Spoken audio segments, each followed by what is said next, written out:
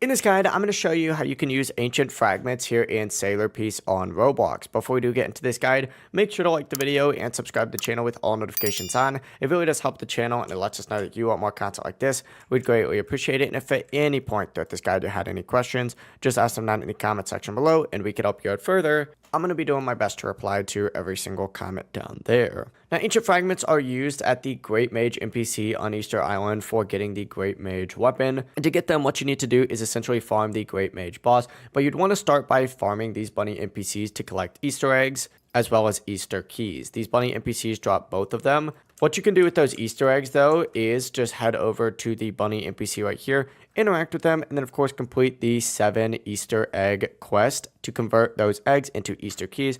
Or you could skip over this part entirely and just keep farming these bunny NPCs because they will drop those keys as well. It really is up to you. Once you do have the keys, though, make your way over to the Great Mage boss summoner right here, interact with her, and then take out the boss. You're going to have to defeat this boss multiple times for a chance to get those ancient fragments. They are kind of rare, so just keep that in mind. But once you do have them, just turn around and you're going to see the NPC up on top of this little hill right here. Make your way over to that NPC, interact with them, and then, of course, you can go ahead and give her those ancient fragments. You do need about 10 of them, so keep that in mind, along with other materials to get the Great Mage, but that is it. Just farm those eggs, get the keys, kill the boss, and then use those ancient fragments, and you are good to go. If you had any questions, ask them down in the comment section below, and we could help you out further. I'm going to be doing my best to reply to every single comment down there. Before you do leave this guide, make sure to like the video and subscribe to the channel with all notifications on. It really does help us out and lets us know that you want more content like this. We'd greatly appreciate it.